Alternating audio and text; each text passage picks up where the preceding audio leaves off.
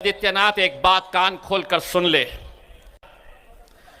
काम की बात करने से पहले योगी, पहले तेरा हिसाब चुकाता करता हूँ। दोस्तों 23 जनवरी 2026 को रिलीज होने वाली यह फिल्म रिलीज से पहले ही एक बड़े विवाद के घेरे में आ चुकी है, जहां सिनेमा से ज्यादा राजनीति और बयानबाजी चर्चा का विषय बन गई है। सोशल मीडिया से लेकर न्यूज चैनलों तक हर जगह इसी फिल्म की बात हो रही है। लोग पूछ रहे हैं कि आखिर ऐसा क्या है इस फिल्म में जो रिलीज से पहले ही माहौल इतना गर्म हो गया है। कुछ लोग इसे देशभक्ति से जोड़कर देख रहे हैं, तो कुछ इसे सीधा राजनीतिक एजेंडा बता रहे हैं। इसी बीच इस पूरे विवाद के केंद्र में दो बड़े नाम सामने आते हैं, जिन्होंने मामले को और भी ज्यादा गंभीर बना दिया है। एक तरफ उत्तर प्रदेश के मुख्यमंत्री योगी आदित्यनाथ का बयान सामने आता है, जिसमें वे फिल्म को लेकर सख्त रुख अपनाते हुए कहते हैं कि अगर देश हित और सामाजिक संतुलन के साथ खिलवाड़ हुआ तो इसके नतीजे अच्छे नहीं होंगे। उनके इस बयान के बाद ही फिल्म के मेकर्स और इंडस्ट्री से जुड़े लोगों की चिंता बढ़ जाती है, क्योंकि जब सत्ता के इतने बड़े पद पर बैठा व्यक्ति ऐसा संकेत देता है तो मामला सिर्फ एक फिल्म तक सीमित नहीं रहता, बल्कि पूरे तंत्र पर असर डालता है। लोगों को डर लगने लगता है कि कहीं फिल्म पर प्रतिबंध या कोई कानूनी कार्रवाई न आ जाए। वहीं दूसरी ओर इस विवाद को एक नया मोड़ देता है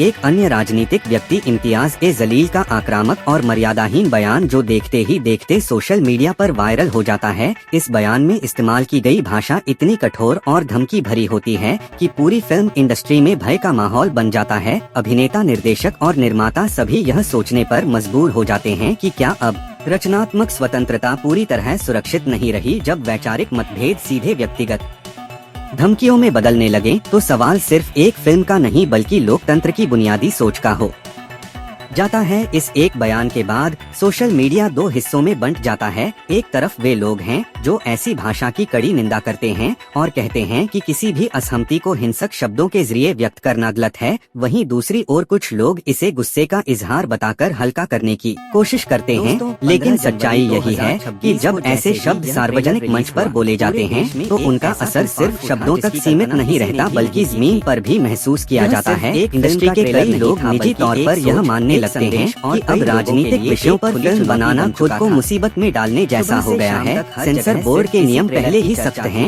और ऊपर से इस तरह के विवाद निर्माताओं को और डरा देते हैं। इस पूरे मामले में सबसे हैरानी की बात यह है कि जिस फिल्म को लोगों ने अभी देखा भी नहीं, उसके कंटेंट पर पहले ही फैसला हिलाकर रख देगा सुना दिया गया है। ट्रेलर, टीजर या सिर्फ अफवाहों के आधार पर ही एक धारणा बना ली गई है। कुछ मीडिया संस्थान इस विवाद को टीआरपी का जरिया बना रहे हैं, तो कुछ यूट्यूब चैनल इसे व्यूज के लिए भड़का रहे हैं। इसी वजह से कोई अपनी कहानी सुना रहा है, लेकिन सच्चाई क्या है यह शायद तब ही सामने आएगी जब फिल्म सिनेमाघरों में लगेगी, या फिर शायद उससे पहले ही कोई बड़ा निर्णय आ जाए। यह विवाद एक बार फिर यह सवाल खड़ा करता है कि क्या भारत में सिनेमा सच में स्वतंत्र है, या फिर हर फिल्म को राजनीतिक चश्मे से ही देखा जाएगा। जब भी कोई योगी आदित्यनाथ फिल्म देश, सेना या इतिहास जैसे विषयों को छूती है तो तुरंत उस पर राष्ट्रवाद या देशद्रोह के ठप्पे लगाने की होड़ लग जाती है। बिना पूरी बात समझे, बिना निर्माताओं का पक्ष जाने, केवल अंदाजे के आधार पर ही फैसला सुना दिया जाता है। इस मामले में भी कुछ ऐसा ही होता दिख रहा है,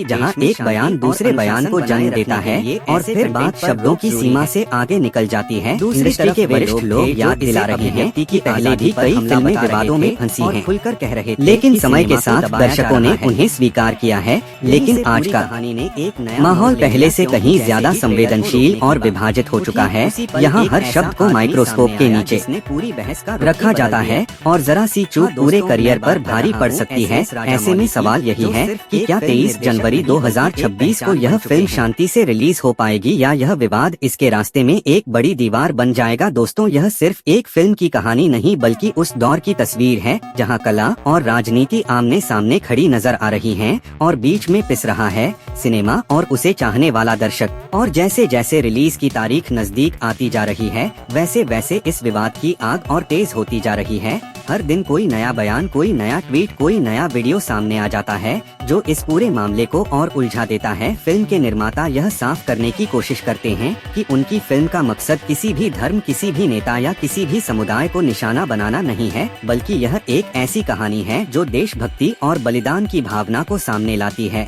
लेकिन जब माहौल पहले से ही जहरीला हो चुका हो तो सफाइयाँ भी शोर में दब जाती हैं। सोशल मीडिया पर बॉयकॉट के ट्रेंड चलने लगते हैं। कुछ लोग हैशटैग के जरिए फिल्म पर प्रतिबंध लगाने की मांग करते हैं, तो कुछ लोग रचनात्मक स्वतंत्रता के समर्थन में आवाज उठाते हैं। अब यह मामला सिर्फ फिल्म इंडस्ट्री तक सीमित नहीं रहता, बल्कि आम जनता भी इस पर खुलकर बहस करने लगती है। चाय की दुकानों से लेकर कॉलेज कैंपस तक इसी विवाद की चर्चा होती है। कुछ लोग कहते हैं कि अगर फिल्म में कुछ गलत है तो उसे देखकर फैसला किया जाना चाहिए, बिना देखे विरोध करना अनुचित है। वहीं कुछ का मानना है कि आज के संवेदनशील माहौल में जोखिम लेना खुद को परेशानी में डालने जैसा है। इसी बीच सुरक्षा एजेंसियां भी सतर्क हो जाती हैं, क्योंकि जब बड़े राजनीतिक नाम इस तरह के बयानों में सामने आते हैं तो कानून व्यवस्था का सवाल अपने आप खड़ा हो जाता है। इंडस्ट्री के अंदर से खबरें आने लगती हैं कि कुछ सिनेमाघर पहले से ही बुकिंग को लेकर हिचकिचाहट दिखाने लगे हैं। वितरक गणनाओं में जुट जाते हैं कि अगर फिल्म रिलीज होती भी है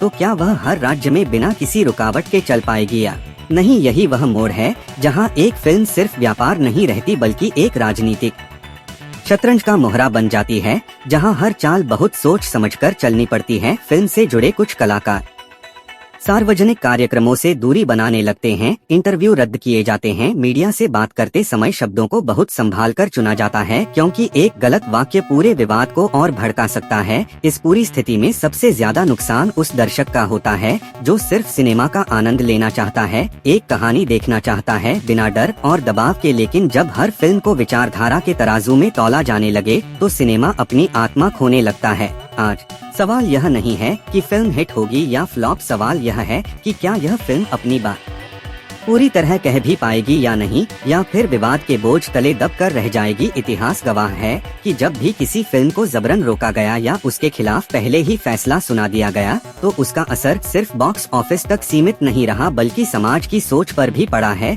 दोस्तों, यह समय सिर्फ फिल्म निर्माताओं के लिए नहीं, बल्कि हम सबके लिए एक परीक्षा है कि क्या हम किसी कहानी को सुने बिना ही जज करना बंद कर सकते हैं या नहीं। और इस पूरे हंगामे के बीच एक और पहलू धीरे धीरे सामने आने लगता है, जो शायद सबसे ज्यादा खतरनाक है, और वह है डर का माहौल। डर बोलने का, डर लिखने का और डर सच्चाई दिखाने का। कई छोटे फिल्म निर्माता खुलकर कहने लगते हैं कि अगर आज एक बड़ी फिल्म इस तरह के दबाव का सामना कर रही है तो कल हम जैसे लोगों का क्या होगा जो सीमित संसाधनों के साथ संवेदनशील विषयों पर काम करते हैं। कुछ लोग यह भी मानते हैं कि विवाद कहीं न कहीं प्रचार का जरिया बन जाता है, लेकिन यहाँ मामला सिर्फ मार्केटिंग का नहीं है। यहाँ बात सीधी तौर पर सत्य और दबाव की है। जब बयान धमकियों में बदलने लगे और कला को डराया जाने लगे तो समझना जरूरी हो जाता है कि कहीं रेखा पार तो नहीं हो रही। फिल्म इंडस्ट्री के कई बड़े नाम चुप रहना बेहतर समझते हैं, क्योंकि वे जानते हैं कि बोलने का मतलब खुद को निशाने पर लाना है, और जो लोग बोलते भी हैं वे बहुत संतुलित भाषा में बिना किसी का नाम लिए सिद्धांतों की बात करते हैं। मीडिया डिबेट्स और ज्यादा आक्रामक हो जाती हैं। पैनल चर्चाओं में शोर शराबा